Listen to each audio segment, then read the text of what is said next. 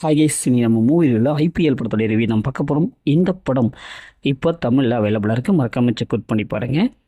இந்த படம் ஒரு சஸ்பென்ஸ் கிரைம் ஆக்ஷன் மூவியாக வெளிவந்திருக்கு. இப்போ இந்த படத்தோடைய கதையை பார்த்தலாம். இந்த படத்தில் டிடிஎஃப் வாசன் கதாநாயகன் நடிச்சிருக்காரு. ஹீரோவான டிடிஎஃப் வாசன் ஹீரோயினை லவ் பண்ணுவாங்க. அவங்களுடைய அப்பா தான் கிஷோர். இவருக்கு ஒரு பிரச்சனை, ஏற்கனவே கொலைப்புலி இவர் மேலே சுமத்தப்பட்டிருக்கும்.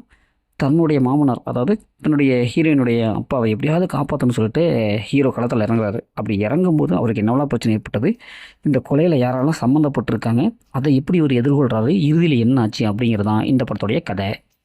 இந்த படத்துடைய பாசிட்டிவ்னு பார்த்தாவே இதை நடிச்சு எல்லாமே ஓரளவுக்கு நல்லா பர்ஃபார்ம் பண்ணியிருக்காங்க. குறிப்பாக கிஷோர் அவங்களுடைய நடிப்பு நல்லாவே வந்திருக்கு. அப்புறம் அபிராமி இருக்காங்க, அவங்களுடைய கேரக்டர் நல்லாவே எழுதி எடுத்துருக்காங்க, நல்லாயிருக்கு. இப்படி படத்தை நடிச்சு எல்லாமே நல்லாவே பர்ஃபார்ம் பண்ணியிருக்காங்க. படத்தில் அந்த ஃபைட் சீக்வன்ஸும் ஓரளவுக்கு நல்லாவே இருக்குது. ஃபஸ்ட் ஹாஃபில் ஓரளவுக்கு படம் பார்க்குற மாதிரி இருக்குது. கதை ஓரளவுக்கு வித்தியாசமான ஒரு கதையாக இருக்குது. படத்துடைய பிஜிஎம் பொறுத்தவரைக்கும் நல்லாவே கொடுத்துருக்காங்க. அதேமாதிரி சினிமோட்டோகிராஃபிக்கு சூப்பரான ஒரு விசுவல் எஃபெக்ட் கொடுத்துருக்காங்க.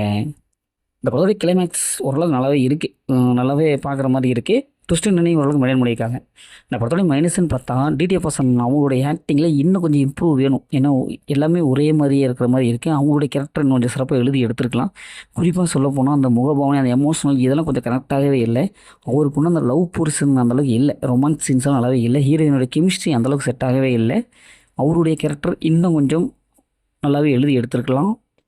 மற்றபடி நிறைய சீன்ஸ் ப்ரிடிக்டபுளாக தான் இருக்குது. அந்தளவுக்கு சொல்லிக்கிற அளவுக்கு சீன்ஸ்லாம் எதுவுமே இல்லை. இன்னும் கொஞ்சம் இம்ப்ரூவ் பண்ணியிருக்கலாம். இந்த படத்தை ஃபேமிலி பார்க்கலாம் பார்த்தோம்னா அந்த மோஷன்ஸ் எதுவுமே இல்லை. மொத்தம் இந்த படம் சூப்பராக சொல்லுவாங்கன்னா இந்த படம் ஒரு ஒன் டைம் வச்சப்போ தான் நான் சொல்கிறேன். ஓகே, ஸோ இதே மாதிரி அடுத்த ஒரு புதிய மூவி ரிவ்யூ சந்திப்போம்.